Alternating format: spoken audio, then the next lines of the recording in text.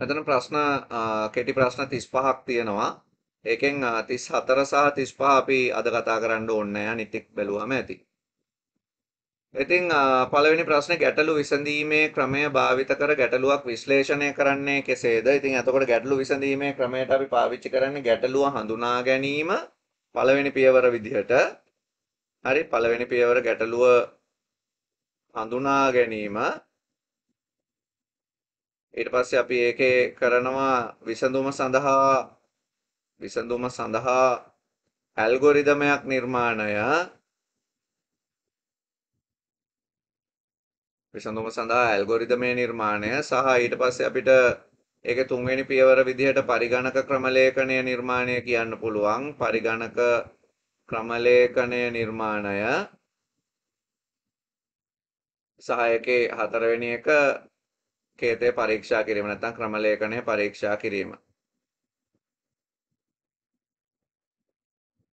මේක තමයි අපි ගැටලු විසඳීම සඳහා පාවිච්චි කරන පියවර ටික. ඊළඟ ප්‍රශ්නෙන් අහනවා දෙවැනි එකෙන් ඇල්ගොරිදමයක භාවිත කරන්නේ කුමන ආකාරයේ පාලන ව්‍යුහද? අපි දන්නවා අනුක්‍රමණ පාලන ව්‍යුහ කියලා જાතියක් තියෙනවා. අනුක්‍රමණ පාලන ව්‍යුහ. ඊළඟට අපි දන්නවා තව පාලන ව්‍යුහයක් තියෙනවා තේරීම් ආකාරයේ පාලන ව්‍යුහ. තේරීම් පාලන ව්‍යුහ. ඒ වගේම පුනරාවර්තන පාලන ව්‍යුහ කියලා જાතියක් පාවිච්චි කරනවා. එතකොට මේවා තමයි ඇල්ගොරිදමයක් ඇතුලේ තියෙන පාලන ව්‍යුහ විදිහට අපි සලකන්නේ. තුන්වෙනි එක අනුක්‍රමණයක සමන්විත අවස්ථා. සාමාන්‍යයෙන් අනුක්‍රමණයක ආදාන ප්‍රතිදාන තියෙන්න පුළුවන් සහ සැකසුම් තියෙන්න පුළුවන්. අනුක්‍රමණයක් හැදෙන්නේ ඔන්න ඔය කියන දේවල් දෙකෙන්. ආදාන ප්‍රතිදාන සහ සැකසුම්. ඊළඟට හතරවෙනි ප්‍රශ්නෙන් කියනවා තෝරා ගැනීමේ ආකෘති. තේරීම් සිද්ධ කරන්න පුළුවන් ආකෘති මොනවද කියලා අහනවා. එතකොට තෝරා ගැනීම සඳහා සරල තේරීම් කියලා જાතියක් තියෙනවා. එතකොට සරල තේරීම් වලදී එකක් තමයි කොන්දේසිය සහ සත්‍ය නම් විය යුතු දේ පෙන්වන විදිහ. එතකොට අපි ස්ටාර්ට් කියලා දාලා අපි මම නිකන් ස්ටාර්ට් එක ඕනේ අපි නිකන් ආකෘතිය ගත්තොත් මෙහෙම යර්ස් පැත්තෙන් විය යුතු දෙයක් දාලා එන් කරන්න අපිට ඔන්නෝම අඳින්න පුළුවන්. සහ එහෙම නැත්නම් යර්ස් නෝ දෙපැත්තටම අපිට මොනවා හරි දෙයක් දාන්න පුළුවන්. ඔන්න ඔය ආකෘති. ඊළඟට මේ nested selection නැත්නම් නිඩ තේරීම් කියලා කියනවා. එතකොට අපි තීරණ කොටු කීපයක් පාවිච්චි කරනවා මෙහෙම. විය යුතු දේවල් කීපයක් තියෙනවා එතකොට. අන්න ඔය විදිහ ආකෘතියකුත් අපිට පාවිච්චි කරන්න පුළුවන් මේකට.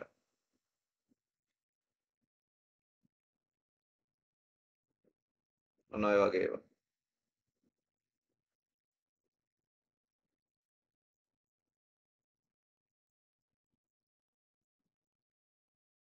ඊළඟට පුනරාවර්තනය ඇතුළත් විවිධ අවස්ථා පියවර ලෙස ලියන්න කියලා කියනවා. එතකොට පුනරාවර්තනයක් සාමාන්‍යයෙන් අපි ලියනවා කොන්දේසිය මුලින් දාලා නැත්නම් කොන්දේසිය පසුව දාලා. පුනරාවර්තන අවස්ථා විදිහට මුලින් කොන්දේසිය පසුව විය යුතු දේ කියලානේ කිව්වේ. එතකොට කොන්දේසියක් එනවා. විය යුතු දේවල් එනවා. ඊට පස්සේ පුනරාවර්තනය සිද්ධ වෙනවා. එහෙම නැත්නම් කොන්දේසිය පසුව කියන විදිය. කොන්දේසිය පසුව කියන විදිහේදී විය යුතු දේවල් කලින් තියෙනවා. ඊට පස්සේ තමයි කොන්දේසිය තියෙන්නේ. ඔන්න ඔය විදිහට පුනරාවර්තනය වෙන්න හදනකොට අපි කියනවා ඒ අනික් ආකෘතිය. ඉතින් පුනරාවර්තන ආකෘති දෙකක් ගැන අපිට කොහොම කතා කරන්න පුළුවන්. මේක අපි ව්‍යාජ කේතවලට විදිහට ලියනවා නම් මේවා අපිට ලියන්න පුළුවන් කොන්දේසිය ඒක ඇත්තටම ලියන්නේ while කියලා දාලා අපි while කොන්දේසිය ඊට පස්සේ විය යුතු දෙය 1 විය යුතු දෙය 2 ඔය විදිහට ලියලා end while එක දානවා. මේක ලියනවා නම් repeat කියලා දාලා විය යුතු දේවල් ලියනවා විය යුතු දෙය 1 විය යුතු දෙය 2 until කියලා දාලා ඉවර කරනවා until කොන්දේසිය.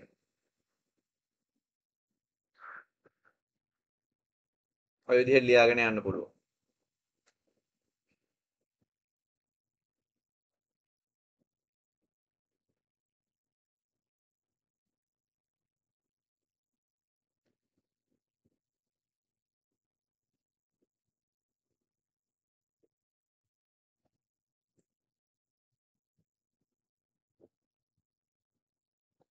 ඊළඟට කියනවා ප්‍රශ්නෙන්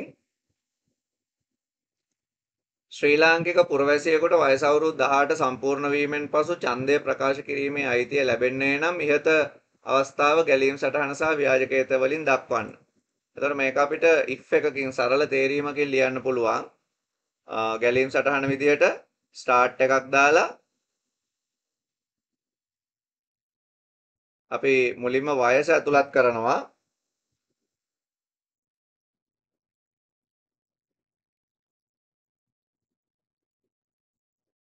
input age කියලා ගන්නවා.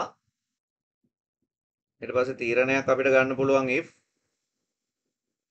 age විශාලයි හෝ සමානයි 18. 18 සම්පූර්ණ වුණාමනේ. එතකොට විශාලයි හෝ සමානයි 18 කියලා ගන්න පුළුවන්. years කියලා එක පැත්තකට ගන්නවා. අපි ඒකේ කියනවා එයාට ඡන්ද දෙන්න පුළුවන් කියලා. එතකොට print එකක් දානවා print can vote. ඡන්ද දෙන්න පුළුවන් can vote. no කියන පැත්තේ අපිට can't vote කියන එක ගන්න පුළුවන්. print can't vote. ඊට පස්සේ මේ දෙකම stop එකට ගේන්න ඕන. මේක අපි කෝඩින් වලින් ලියනවා නම් begin input age if age greater than or equal 18 then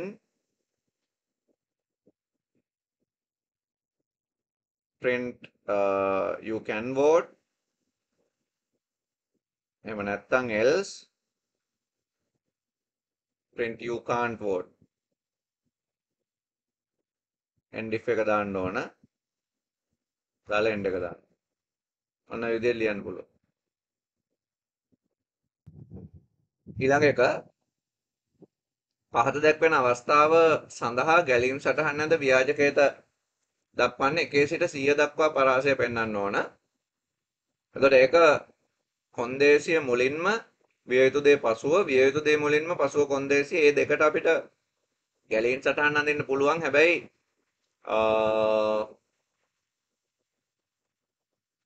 මේ වාර ගන්න නිශ්චිතය දන්න අවස්ථාවේ ඒ කියන්නේ අපි අර for to do ලියන එකේදී ඒකට ගැලීම් සටහනක් අඳින්න බෑ. ඒක ඉතින් කලින් ආකෘති දෙකෙන්ම තමයි අපිට අඳලා පෙන්වන්න වෙන්නේ. ඊට අපි examples බලමු.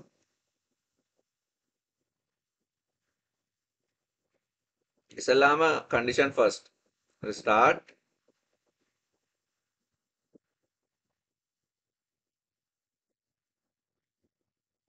x equal 1 කියලා variable එකක් ගමු. is x less than 100 x වලගේ 100ට වඩා අඩු වෙලා තියෙනකම් වෙන්න ඕන මොනවද? x print කරනවා.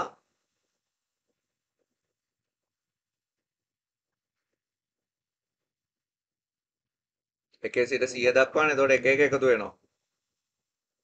x equal x plus 1.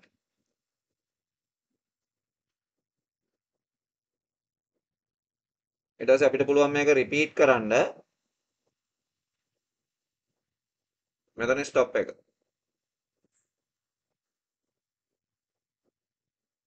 begin x equal 1 while x less than 100 do print x equal x plus 1 ny. මෙතන end එකක් දාන්න. අනික් ක්‍රමේදී පිය යුතු දේ කලින් දාද්දි start එක දාලා x equal 1 එක දානවා. ඊට පස්සේ print එක දානවා. print x ඊළඟට x equal x plus 1 එක එනවා. දැන් කන්ඩිෂන් එක කොන්දේසිය ලියන්න පුළුවන්. හැබැයි කොන්දේසිය මෙහෙම ලියද්දී අපි කියන්න ඕන 100 වුණොත් නවත්තන්න වගේ අදහසක්. එතකොට is x greater than or equal 100 කියලා අරගෙන years මෙහෙට දාලා නවත්තන්න පුළුවන්. දැන් කලින් එකේ years වලින් තමයි පුනරාවර්තනය වුනේ. මේකේ years වලින් තමයි නවතින්නේ. no වලින් පුනරාවර්තනය වෙන්නේ.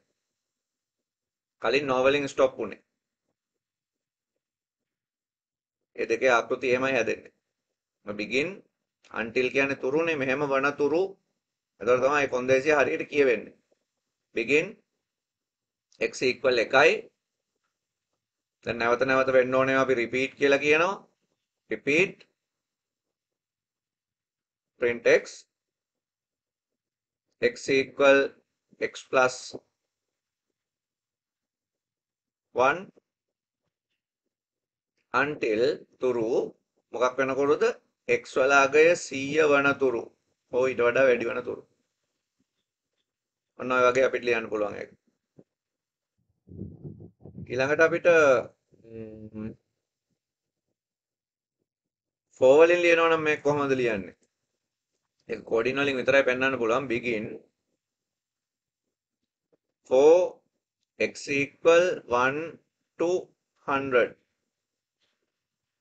මේක දැන් දෙකෙන් දෙකට වගේ පෙන්වන්න ඕන නම් ඔත්තේ සංඛ්‍යාව මෙතනට step 2 කියලා දාන්න පුළුවන්. ඒතකොට දෙකෙන් දෙකට, තුනෙන් තුනට, පහෙන් පහට එහෙම කියන්න පුළුවන් අපිට මේ step එකෙන්. මේක ඕනේ නැහැ මේකට. හැබැයි මම ලියන්න තිබ්බා. for x equal 1 to 100 do.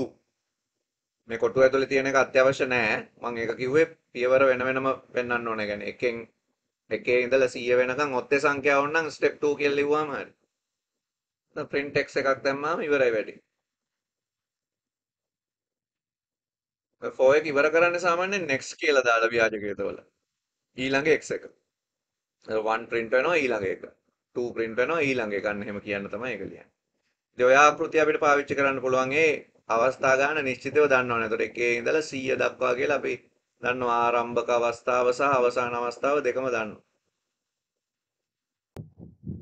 ඊළඟ ප්‍රශ්නේ pascal ක්‍රමලේඛන භාෂාවේ වෙන් කළ වචනයන්ෙන් අදහස් කරන්නේ කොමක්ද? වෙන් කළ වචන කියලා කියන්නේ pascal භාෂාව සඳහා යොදා ගන්නා වචන. සාමාන්‍යයෙන් ක්‍රමලේඛන භාෂාවකින් භාෂාවට මේ වචන වෙනස් වෙනවා. pascal වලට විතරක් පාවිච්චි කරන වචන සෙට් එකකට අපි කියනවා වෙන් කළ වචන. until, while, if, begin, end, right, tell, end. ඒ වගේ වචන අපිට වෙන් කළ වචන කියලා හඳුන්වන්න පුළුවන්.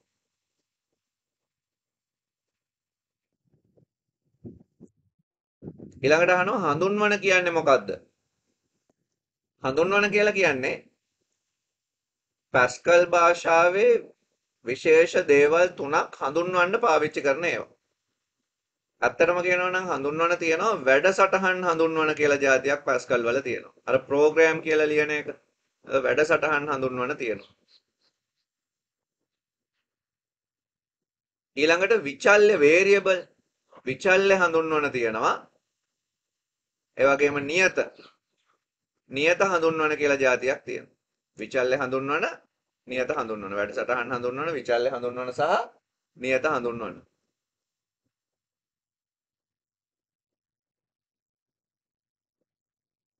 ඕවා තමයි එතකොට pascal වල තියෙන හඳුන්වන.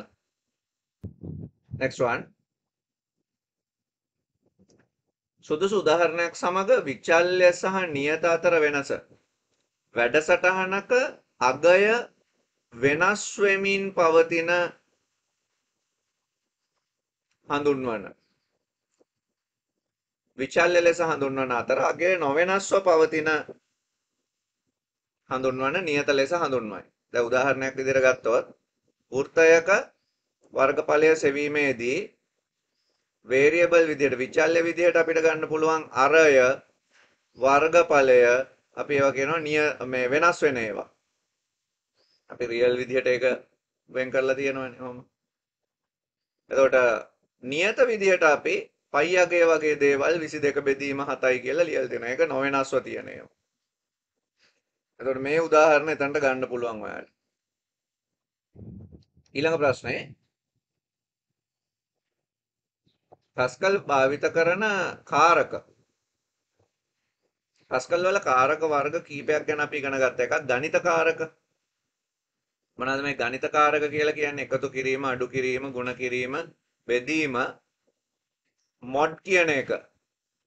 ශේෂය මොඩ් සහ ලබ්ධිය ඩිව්. ලබ්ධිය සහ ශේෂය.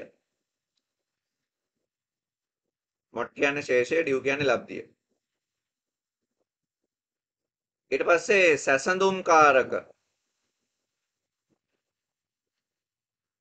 සමානයි, අසමානයි, විශාලයි, විශාලයි හෝ සමානයි, කුඩයි, කුඩයි හෝ සමානයි කියන ඒවාට අපි කියනවා සැසඳුම් කාරක.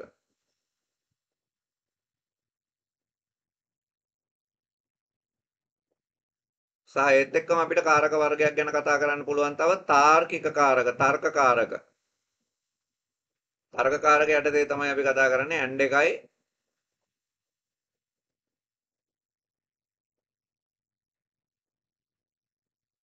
O එකයි not එකයි.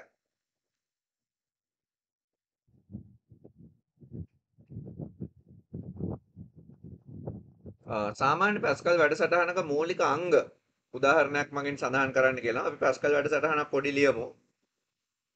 පැස්කල් වැඩසටහන ලියවෙන්නේ අපි මෙහෙමනේ ප්‍රෝග්‍රෑම් එකට නමක් දාන. එතකොට ප්‍රෝග්‍රෑම් කියලා දාලා අපි ඒරියා කියලා ප්‍රෝග්‍රෑම් එකක් ලියමු. විචල්්‍ය පෙන්වන්න ඕන අරය වර්ගඵලය රියල් කියලා ගමු. ඊළඟට නියත තියෙනවා නම් ඒවා පෙන්වන්න ඕන. තියෙනවා නම් විතරයි pi 22 සමානයි 22 බෙදීම 7 කියලා. එළ begin එකක් දානවා. දාලා right enter radius අරය ඇතුළත් කරන්න. ඊට පස්සේ ඒක read කරගන්නවා අරය කියන variable එකට. වර්ගඵලය හදා ගන්නවා a සමානයි pi r වර්ගය pi වැඩි කිරීම r වැඩි කිරීම r. ඊට පස්සේ අලුත් පේලියක පෙන්නනවා right ln area is a කළා ප්‍රෝග්‍රෑම් එක ඉවර කරනවා. එතකොට සාමාන්‍යයෙන් Pascal ප්‍රෝග්‍රෑම් එකක තියෙන මේ කොටස් වර්ග කළොත් මෙන්න මේ කොටස එකක් වැඩසටහන අර්ථ දැක්වීම. ඊළඟට දෙවෙනි පියවර විචල්්‍ය සහ නියත අර්ථ දැක්වීම. මොකද කොටස් වැඩසටහන ආරම්භය. ඊට පස්සේ වැඩසටහනේ අන්තර්ගතය. input process ඊට පස්සේ තීරණ output ඒ වගේ දේවල් ඔක්කොම මෙතන ලියන්නේ. අන්තර්ගතය සහ වැඩසටහනේ අවසානය. ඔක තමයි Pascal වැඩසටහනක තියෙන ප්‍රධාන දේවල් ටික.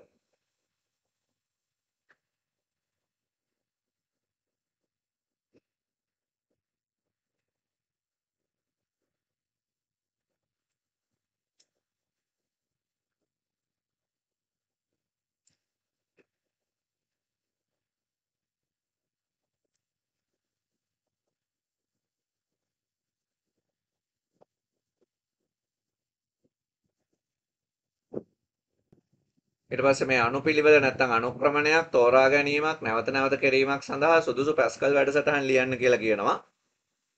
දැන් අනුපිළිවෙලකට මේ උදාහරණයම ගන්න පුළුවන්. ඒක ගැටලුවක් නැහැනේ. අනුක්‍රමණයක් පෙන්වන්න මේ උදාහරණයම ගන්න පුළුවන්. තේරීමකට අපිට Pascal වැඩසටහනක් අපි ලියමු අර ඡන්දෙ දෙන්න පුළුවන් කතාව. එතකොට අපි ඒකට ප්‍රෝග්‍රෑම් එකක් ලියමු. ප්‍රෝග්‍රෑම් vote කියලා ගමු. විචල්්‍ය විදිහට අපිට වයස තමයි ඕන වෙන්නේ. ඒක පූර්ණ සංඛ්‍යාවක් නේ integer. begin right enter age. ඒක රීඩ් කරගන්නවා අපි age කියන variable එකට. දැන් තීරණයක් ගන්නවා if age විශාලයි හෝ සමානයි 18 then right ln එකක් ලියන්න පුළුවන් can vote. එහෙම නැත්නම් else කියලා දානවා right ln can't vote. මෙන්න මෙතන තිත්කමාව දාලා තමයි end if එක පෙන්නන්නේ. ප්‍රෝග්‍රෑම් එකේ අවසානයේ මෙහෙම ලියන්න. නැවත නැවත කිරීමකට උදාහරණයක්. එතකොට repeat එක අපි ඒකට උදාහරණ කීපයක් ගමු. නැවත නැවත කිරීම අපිට for වලිනුයි while වලිනුයි until වලිනුයි ලියන්න ඕන. මේ බලන්න for වලින් ලියනවා එක. program 1 to 100 1 to 100 කියලා ගන්න. එකේ ඉඳලා 100ට. එතකොට variable එකක් අපි x කියලා ගමු. ඒ ඇති integer variable එකක්. ඊට පස්සේ begin එකක් දාලා අපි ලියනවා for x equal 1 to 100 do. හැබැයි මේ Pascal වලදී අපිට step ලියන්න බෑ. මේව තමයි ලියන්න වෙන්නේ. මේකේ ඔයාලට සරලවම මෙතන right ln එකක් දාන්න පුළුවන්. යටට print වෙන්න x. මෙතනින් ඉවරයි ඒක. for එක ඇතුලේ පේලි කීපයක් ලියනවා නම් තමයි අර sub begin එක දාන්න ඕනේ. එහෙම ඕනේ නැහැ මේකට. අපි end කරනවා ওই විදිහට. ඒතර මේ ප්‍රෝග්‍රෑම් එක අපිට පාවිච්චි කරන්න පුළුවන් එකේ ඉඳලා 100ට වාර ගන්න නිශ්චිතව දන්නවනම්. ඊට පස්සේ මේක while වලින් ලියනවා නම් අපි while වලින් ලියමු ඔත්තේ සංඛ්‍යා. හරි මේක ඔත්තේ සංඛ්‍යා වලට. program 1 to 100 කියලාම ගන්නම් මම. මේකටත් variable එකක් ඕන x කියලා. while වලින් ලියන්නේ මේක. begin x equal 1 කියලා දානවා ඉස්සල්ලාම. ඊට පස්සේ while අතරතුර while x වලාගය අඩු වෙලා තියෙනකන් 100ට වඩා ඒ අතරතුර මොනවාද කරන්න ඕන? sub begin එකක් දාලායි ලියන්න ඕන. write කරනවා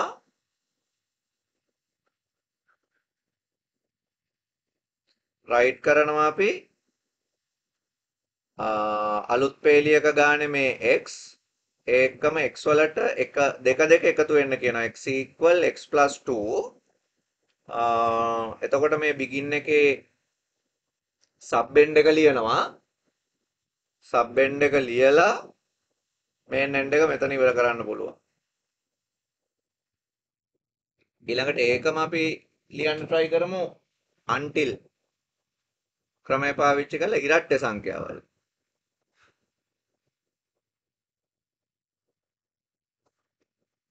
ඉරට්ටේ until පාවිච්චි කරනවා program එකට අපි ඒකටත් නමක් දෙමු program 1 to 100 කියලාම දෙමු විචල්්‍ය විදියට අපි මේකේ ගම්මු x කියලාම ඊළඟට begin x equal 0 කරමු repeat මේකට sub begin දාන්න ඕනේ නැහැ repeat until ලියද්දි x equal x plus 2 දාලා write කරන අලුත් පේලියක x එතකොට print වෙන්නේ ඉරට්ටේ සංඛ්‍යා තුරු එතකොට until x වලාගය 100 වන තුරු විශාලයි හෝ සමානයි 100 කියලා ගත්තාම හරි කියලා අපිට ප්‍රෝග්‍රෑම් එක ඉවර කරන්න පුළුවන් ඔන්න ඔය වගේ ලියනවා අපි until එකෙන් ලියද්දි ඊළඟට ප්‍රශ්නෙන් අහනවා අරාවය anu කුමක්ද උදාහරණයකින් පැහැදිලි කරන්න අරාවක් කියලා කියන්නේ පැස්කල් වල එකම විචල්‍යයක් තුල දත්ත කීපයක් ගබඩා කරන අවස්ථාවක්. අපි උදාහරණයක් විදිහට බලමු අරාවක් තුල නම් 10ක් ගබඩා කිරීම වගේ උදාහරණයක්. එතකොට මම ප්‍රෝග්‍රෑම් එකක් ලියනවා.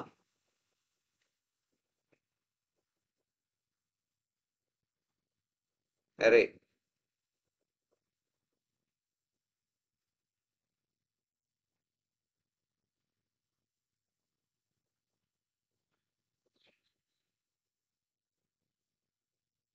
variable විදිහට name කියලා array එකක් බිඳුවේ ඉඳලා 9 වෙනකන් ඕක 1 ඉඳලා 10 වෙනකන් කියන්නත් තිබ්බා අපිට of string name කියලා array එකක් හදනවා. එතකොට මෙන්න මෙහෙම එකක් හැදෙනවා. 0 1 2 3 4 5 6 7 8 9 0 1 2 3 4 5 6 7 8 9 එකක් වැඩි. ඔන්න ඔහොම එකක් හැදෙනවා. දැන් ওই ටිකට තමයි අපි data insert කරන්නේ. මේ වැඩේට අපිට count කරගන්න x කියලා variable එකක් ඕන වෙයි. x as integer. නම දාගන්නත් එපා. නම දාගන්න අපි text කියලා variable එකක් ගමු. string එකක්.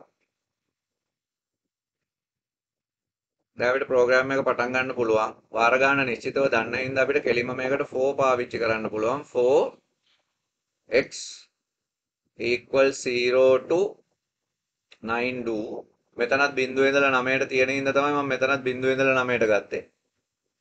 0 to 9 do sub begin එකක් දාන්න ඕන මේක ඇතුලේ. මම user කියලා ඉස්සෙල්ලාම නමක් ඇතුළත් කරගන්නවා.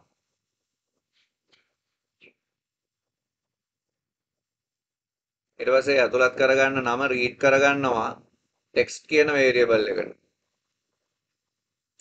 ඊට පස්සේ මේ text කියන variable එක අරාවට දානවා. අරාවේ නම name. එතකොට අරාවේ item එකට අපි x කියලා කියනවා. ඒකනේ බිඳුවේ ඉඳලා 9 වෙනකන් count වෙන්නේ. එතකොට පළවෙනි පාර බිඳුවට මේ දාන text එක දාගන්න. දෙවෙනි පාර 1ට 2ට 3ට ඒ විදිහට 9ට යනකම් මේ x වල අගේ මාරු වෙන හින්දා මේවට තමයි 1 1 1 1 1 අර නන් ටික ඇතුළත් වෙන්නේ. ඊට පස්සේ අපිට program එක ඉවර කරන්න පුළුවන්. දැන් මේ අරාවකට නම් 10ක් ඇතුළත් කරන්න අපි ලියපු program එක. ඊළඟ ප්‍රශ්නෙන් අහන්නේ විවිධ වර්ගයේ භාෂා පරිවර්තක මොනවාද? භාෂා පරිවර්තනය කරන්න පාවිච්චි කරන පරිවර්තක වර්ග 3ක් ගැන අපි ඉගෙනගෙන තියෙනවා නේද? assembler එකක්. පහත් මට්ටමේ භාෂා පරිවර්තකයක් assembler සම්පාදකය ඉහළ මට්ටමේ එකක්. සහ තව එකක් අපිට අර්ථ වින්‍යාසකය. මේ දෙකම ඉහළ මට්ටමේ. මේක පහළ මට්ටමේ එකක්. ඇසෙම්බලි භාෂාවේ යන්ත්‍ර භාෂාවට හරවන්න තමයි මේක ගන්නෙ. අනික් ඒවා දෙකම ගන්න ඉහළ මට්ටමේ භාෂා පරිවර්තනය කරන්න. ඊළඟට ප්‍රශ්නෙන් අහනවා විවිධ වර්ගයේ වැඩසටහන් සුසමාදර්ශ පැරඩයිම් යනුවෙන් අදහස් කරන්නේ කුමක්ද? එතකොට මේ පරිගණක භාෂා සම්බන්ධයෙන් පරිගණක භාෂා පැරඩයිමයක් කියලා කියන්නේ පරිගණක භාෂාවකට අපි ප්‍රවේශ වෙන්නේ කොහොමද කියන එක බලලා පරිගණක භාෂා වර්ග කරගන්නවට. පැරඩයිමයක් කියලා කියන්නේ ක්‍රමලේඛන භාෂාවකට ප්‍රවේශ වීමට භාවිත කරන විවිධ ප්‍රවේශ අවස්ථා භාෂා පැරඩයිම ලෙස හඳුන්වයි. ඊළඟ ප්‍රශ්නෙන් අහනවා ක්‍රියාපටිපාටි සහ පටිපාටි සහ ප්‍රකාශන ක්‍රමලේඛන. පටිපාටිගත සහ ප්‍රකාශන ක්‍රමලේඛන අතර වෙනස මොකක්ද? දැන් මේ පටිපාටිගත ක්‍රමලේඛන භාෂාවලට අපි කියනවා procedural programming language කියලා. ඊළඟට ප්‍රකාශන ක්‍රමලේඛන වලට අපි කියනවා declarative programming language කියලා. එතකොට පටිපාටිගත භාෂා කියලා කියන්නේ ඉතා හොඳින් විස්තර කරන පියවර මාලාවකින් සමන්විත ක්‍රමලේඛන භාෂා.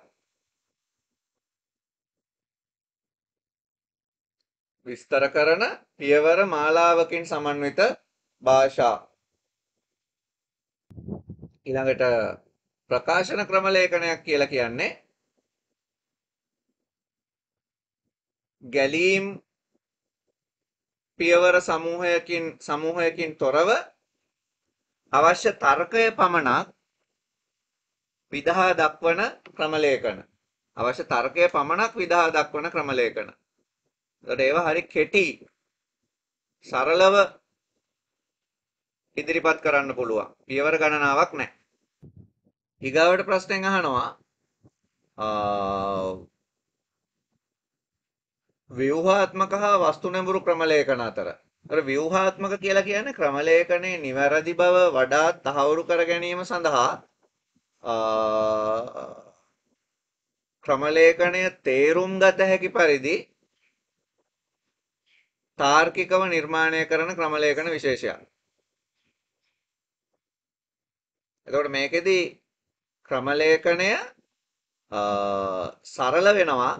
මේක ඇත්තටම මේ එක්තරා විදිහක තාර්කික ක්‍රමලේඛන වර්ගයක්ම තමයි වස්තු නැඹුරු ක්‍රමලේඛනවල මූලික අවස්ථාවක් කියලා කියන්න පුළුවන්.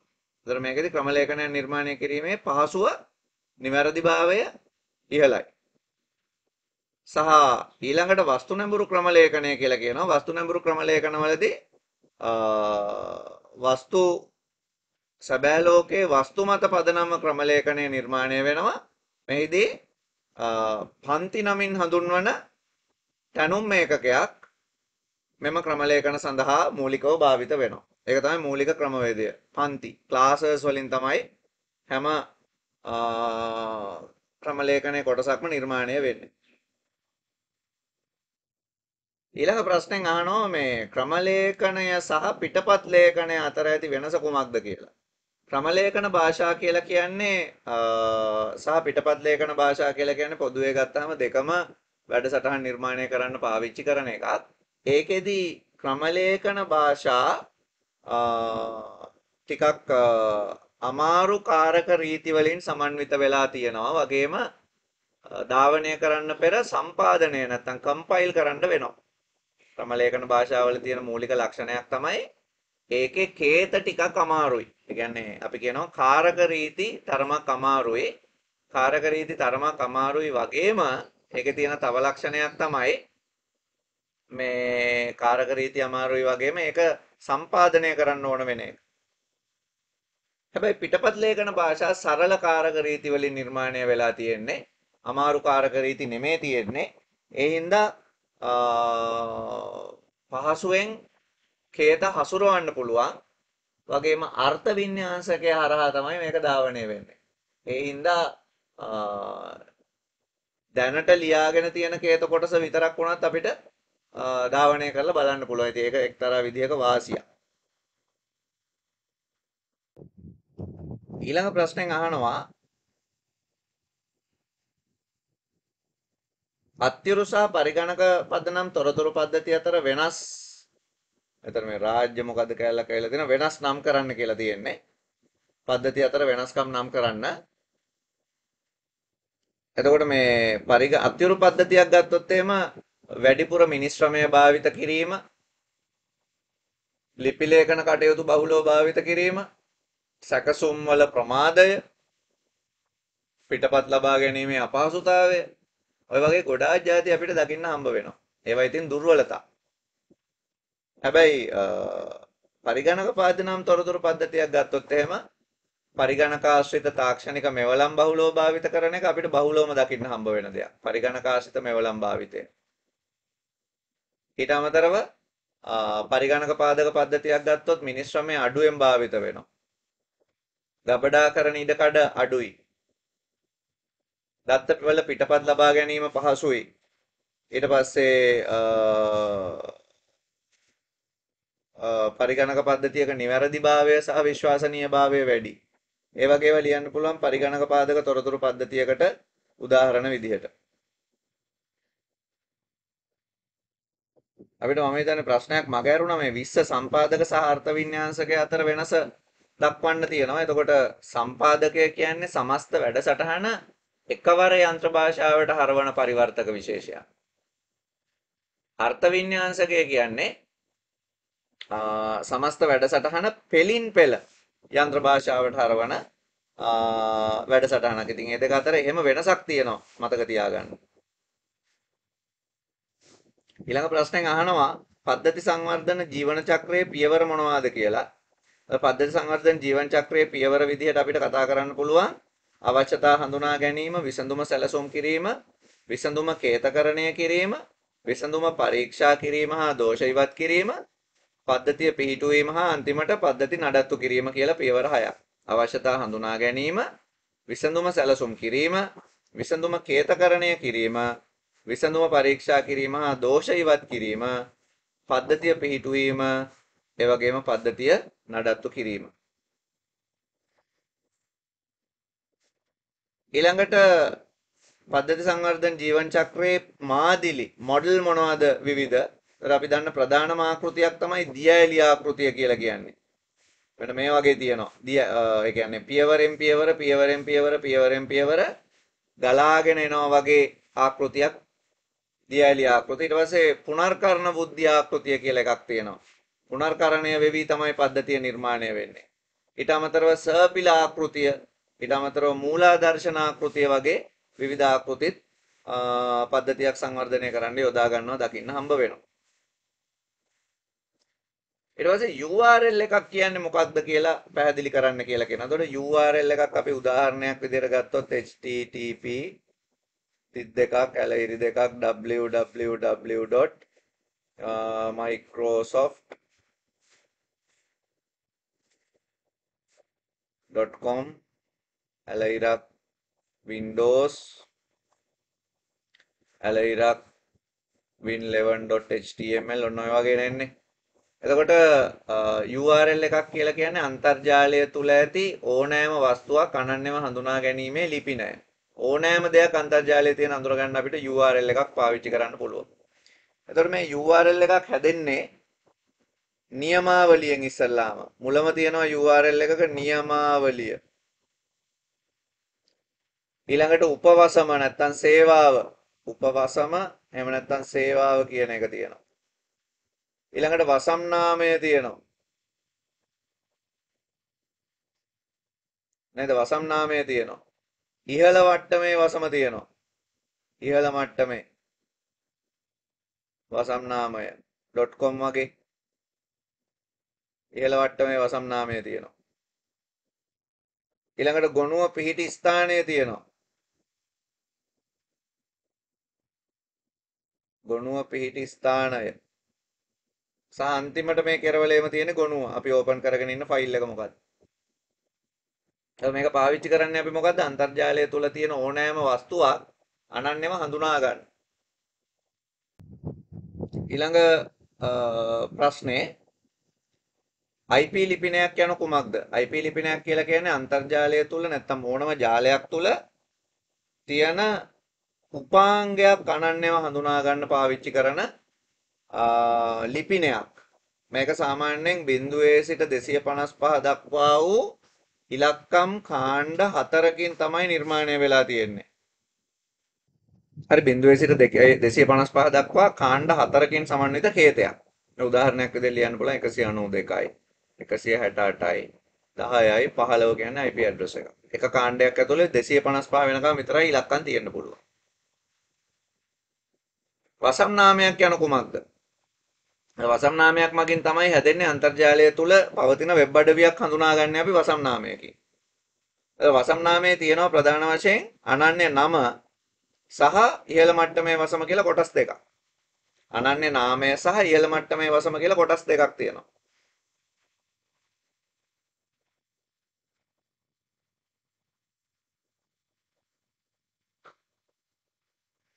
එතකොට මේ ඉහළ මට්ටමේ wasama.com.org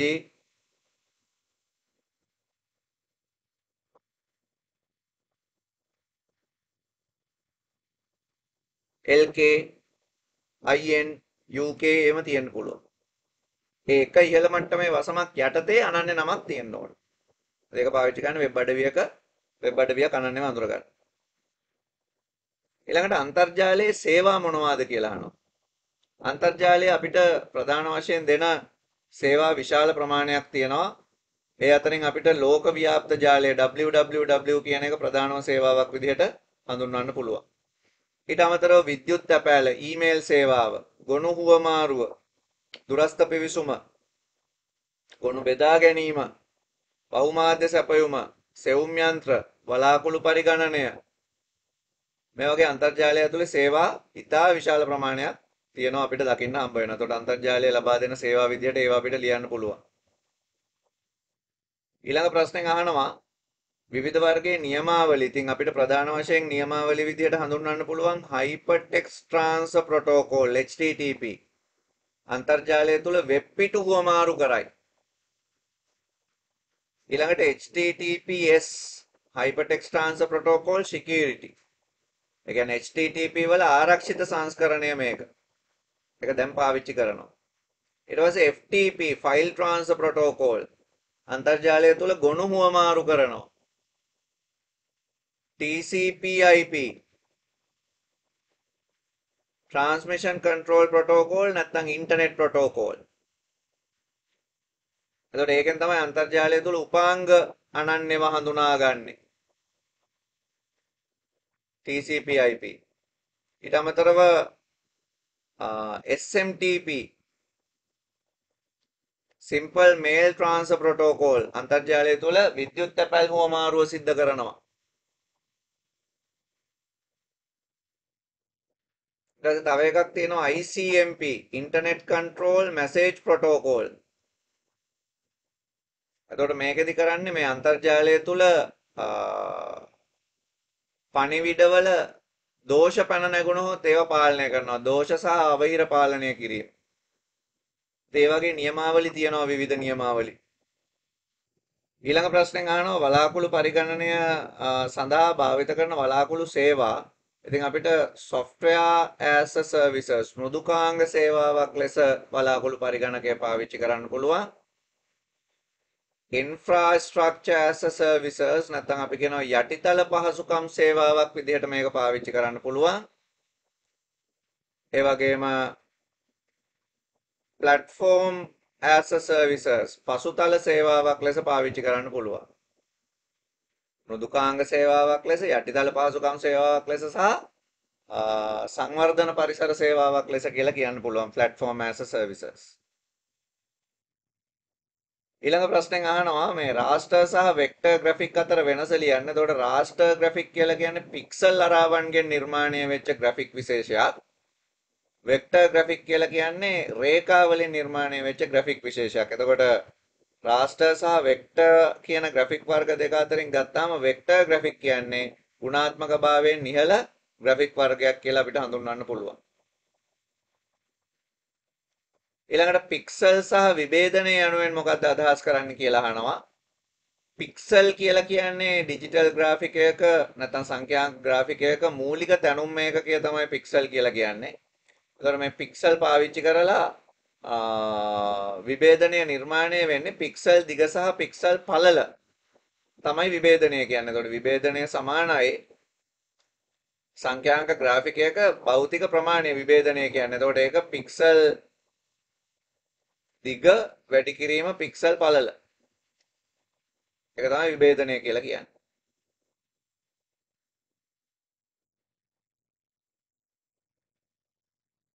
ඊගාවට කියනවා පහත දැක්වෙන වෙබ් පිටු සඳහා HTML කේත ලියන්න කියලා. ඒක අපි බලමු. 33න් කියන්නේ මහ ජනතාවට බැලීමට වෙබ් අඩවියක් ප්‍රකාශයට පත් කරන්නේ කෙසේද කියලා. ඉතින් වෙබ් අඩවියක් ප්‍රකාශයට පත් කරන්න නම් අපිට අර ICANN සම්මතයට අනුව වසම් නාමයක් ලබා ගන්න ඕන වෙනවා. ලබාගත්තු වසම් නාමය වෙබ් සේවා දායකයකට සම්බන්ධ කරගන්න වෙනවා. වෙබ් සේවා දායකයෙකුත් ලබා ගන්න වෙනවා. ඊට පස්සේ වෙබ් සේවා දායකය වෙත උඩුගත කිරීමේ මෘදුකාංගයක් භාවිත කරලා වෙබ් අඩවියට අදාළ සියලු දත්ත උඩුගත කරන්න වෙනවා. ඒක උඩුගත කරාට පස්සේ ඒ ක්‍රියාවට හොඳ ඉන්ටර්නෙට් කනෙක්ෂන් එකක් තියෙන්න වෙනවා. ඉතින් එහෙම තමයි සාමාන්‍යයෙන් නිර්මාණය වෙන්නේ ඔය වෙබ් අඩවියක් මහ ජනතාවට බලන්න පුළුවන් විදිහට. රයිට් ඊළඟට අපි අර වෙබ් අඩවියේ ආකෘතියට කේත ලියන්න බලමු. ඉතින් ඒ කේත ලියද්දි බලන්න බබල් අණ්ඩ කියලා වෙබ් පිටුවක් තමයි ඉස්සල්ලාම තියෙන්නේ. එතකොට අපි ඒක HTML කියලා අපි කේත පටන් ගත්තොත් අපි ලියාගෙන යන්නේ මෙහෙමයි.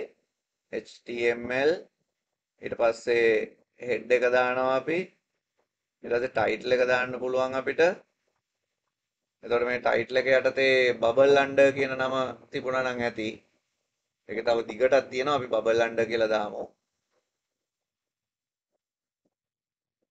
කියලා දාලා අපිට title එක ඉවර කරන්න පුළුවන් title එක ඉවර කරලා අපි head එකත් ඉවර කරනවා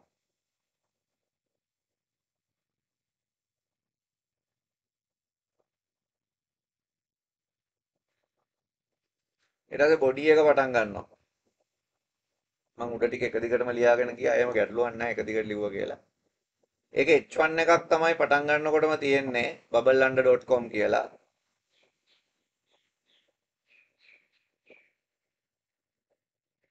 h1 එක ඉවර වෙනවා h1 එක ඉවර වෙලා අනික පැරග්‍රාෆ් කියලා නම් දාන්න ඕනෙත් නැහැ ඒක නිකම්ම ලිව්වනම් හරි ඔය driving club for the මොකද්ද Scotch West UK let's make splash කියලා අපිට පැරග්‍රාෆ් එකක් ඉවර කරන්න දෙයක් නැහැ ඒක නිකම්ම ලියන්න පුළුවන් ලියලා අපි unordered list එකක් හදන්න උත්සාහ කරමු ඒ unordered list එකේ home about us contact us කියලා තියෙනවා හැබැයි ඒවා පේන විදිහට link වෙන්න ඕන ඉතින් ඒකින්ද මම මේක link කියලා උපකල්පනයක් අරගෙනම ලියනවා list item එක ahref සමානයි home.html home.html එතකොට ඒක home කියන වචනෙට link වෙන්න ඕන එතකොට ඒක ඉවර වෙලා list එකත් ඉවර වෙනවා ඊළඟ list item එක විදියට ඒකත් ahref සමානයි ඒක about.html එකට අපි සම්බන්ධ කරමු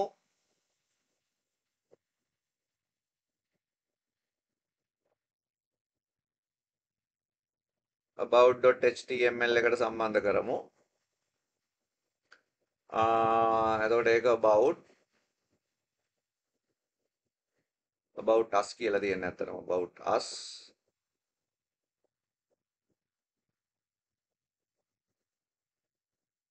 එතකොට ඒ list item එකත් ඉවර වෙනවා ඊළඟට තව list item එකක් විදියට අපිට දාන්න පුළුවන් contact එක. එතකොට ඒකත් අපි ahref කියලා දාලා link එකක් හදලා contact.html කියලා අපි ලියමු. contact.html එක යටතේ contact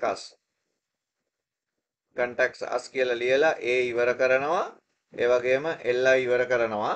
ඊට පස්සේ අපිට පුළුවන් මේ unordered list එක ඉවර කරන්න. ඔන්න ඔය විදිහට.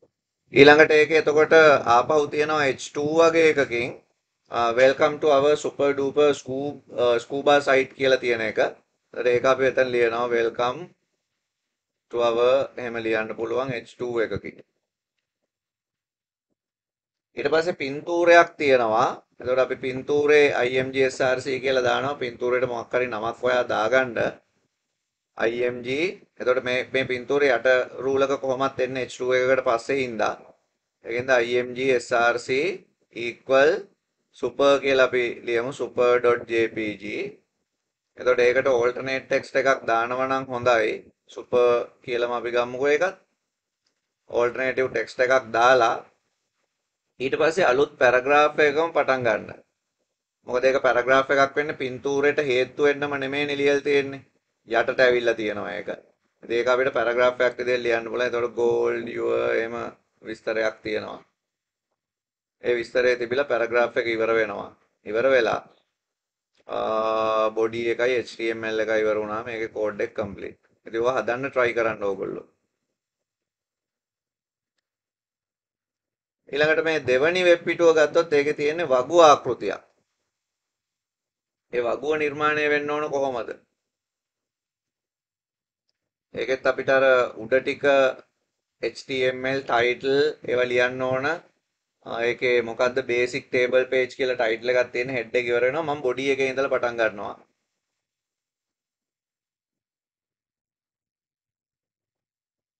එතන මේකේ table එකක් තියෙනවා. ඒ table එකේ border එකක් විතර වගේ දාමු. width එකත් අපි 100ට 100ක width එකක් තියෙනවා කියලා ගමු. මම ටේබල් එකක් අපිට දාගත්තාම හරි. ඒ ටේබල් එකේ එතකොට එක රූලක් තියෙනවා. පළවෙනි රූල මේකේ ඕගොල්ලන්ට පේනවා ඇති ඔය purchase equipment, item name, item number, item picture, item description, price, shipping handling installation expenses ඒවා ඔක්කොම කළු පාටින් ටිකක් බෝල්ඩ් වෙලා තියෙනවා වගේම මැදට අලයින් වෙලා තියෙනවා. කියන්නේ ඒ ඔක්කොම TH. එහෙනම් අපි පටන් ගන්නකොටම TH එකක් ලියන්න ඕන. ඒ TH එක කොලම් 4ක් එකතු වෙලා තියෙනවා. ඒතකොට col span එක දාන්න ඕන. col span equal 4යි කියලා. කොලම් 4ක් එකට තියෙනවා. මොකක්ද ඒක? purchase equipment June 2006. එහෙම තියෙන එකක්. එතකොට ඒ TH එක ඉවර වෙනවා. ඒ TH එක ඉවර වෙලා ඒ TR එකත් ඉවර කරන්න ඕන අපි ඔහොම. ඊළඟට තව TR එකක් පටන් ගන්නවා. ඒ TR එක item name number එක පටන් ගන්නෙ row දෙකක් එකතු වෙලා. එතකොට ඒකේ TH එකක් දාලා row span එකක් දාන්න දෙකක row span එකක් දාලා ඒකේ item number කියලා hash එක දාන්න පුළුවන්. දාලා TH එක ඉවර කරන්න. තව ඉවර නැහැ. තව TH එකක් තියෙනවා row span දෙකක. මම කෙටියෙන් කියන්නේ ඔයගොල්ලෝ කෝඩ් බලන්න ඕන. එතකොට එතනට එන්න ඕන item picture කියන වචනේ ඇවිල්ලා ඒ TH එකත් ඉවර වෙනවා. තව ඉවර නැහැ. තව TH එකක් තියෙනවා. ඒක සාමාන්‍ය විදිහට තියෙන්නේ item description කියලා. item description කියලා ඒ TH එක ඉවර වෙනවා. ඒත් එක්කම තව TH එකක් තියෙනවා price කියලා. ඒ TH එකත් ඉවර වෙනවා. ඉවර වෙලා TR එක පිටින්ම ඉවර කරන්න පුළුවන්. අද මෙතනින් පටන් ගත්ත මේ TR එක ඉවර වෙන්න මෙතනින්.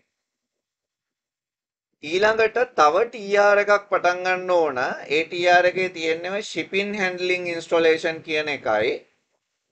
ඒ කියන්නේ ඒකේ තව TH එකක් දාලා shipping handling and installation කියන එක යනවා. ගිහිල්ලා ඒ TH එක ඉවර වෙනවා. ඊට පස්සේ තව TH එකක් තියෙනවා expenses කියලා. expense කියලා තිබිලා TH එක ඉවර වෙලා ඒ TR එකත් ඉවර කරනවා. එතකොට ඔය heading ටික අපි ගත්තේ. දැන් අපිට item ටික දාන්න line ටික ලියන්න පුළුවන්. එතකොට අපි ආපහු TR එකක්ම තමයි ගන්නෙ. ඒ TR එකේ table data තියෙන්නේ ඔයාලට පේනවා ඇති row දෙකක් එකතු වෙලා තියෙනවා එතන.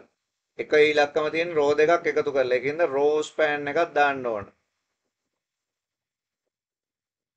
row දෙකක් එකට වෙලා එකේ ඉලක්කම ඊට පස්සේ TD ඉවර කරනවා.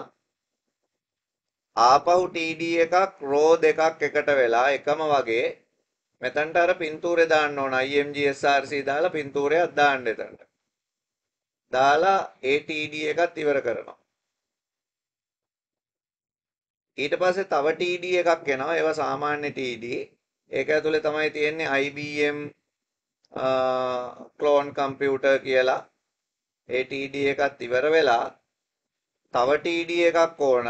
ඒ TD එකේ තමයි $400යි කියලා තියෙන්නේ. ඒ TD එකත් ඉවර වෙලා ඒ රූලත් ඉවර වෙනවා. එතකොට TR ඔන්න ඔතනින් තමයි ඉවර වෙන්නේ. මෙතනින් පටන් ගත්තු TR එක. ඊට පස්සේ තව TR එකක් පටන් අරගෙන ඒ TR එකේ තමයි අර shipping handling installation දාන්න ඕන. තව TD එකක් දාලා shipping handling installation ඒ ටික දාලා ඊට පස්සේ තව TD එකක් දාලා $20 දාන්න ඕන. දාලා TD එක ක්ලෝස් කරනවා. කරලා TR එකත් ක්ලෝස් කරනවා. දැන් එතකොට මේ කෝඩ් එකේ ඒ වගේම සෙට් ඒ කියන්නේ මම මෙන්න මේ highlight කරන සෙට් දෙකක් ඕකේ තියෙන්න ඕන. පින්තූරේ නමයි විස්තර ටික වෙනස් වෙනවා. හැබැයි මේ සෙට් එකම තමයි තව කොපියක් යන්නේ.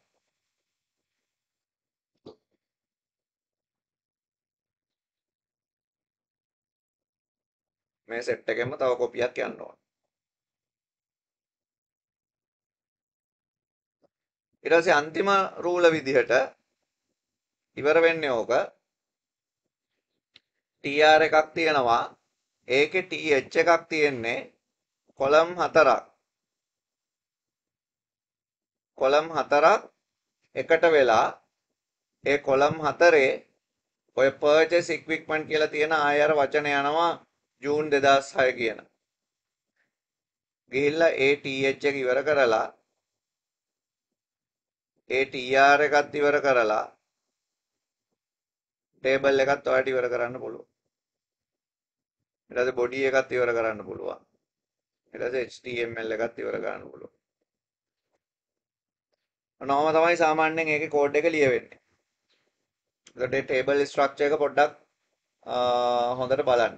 ඔයගොල්ලෝ හදලා බලන්න මේ වගේ එකක් ඇත්තටම ඔයගොල්ලන්ට හදාගන්න පුළුවන් කියලා පොඩි පින්තූර දෙකක් අරගෙන චූටි ප්‍රමාණයේ පින්තූර ගන්න ගොඩක් ලොකු ඒවා ගන්න එපා සාමාන්‍යයෙන් පික්සල් 150 150 වගේ සයිස් ඊට වඩා අඩු ඒවා ගන්න 200ට වඩා අඩු පික්සල් ප්‍රමාණයේ පින්තූර හොයාගෙන ඔයාලට උතන්ට දාලා බලන්න පුළුවන්.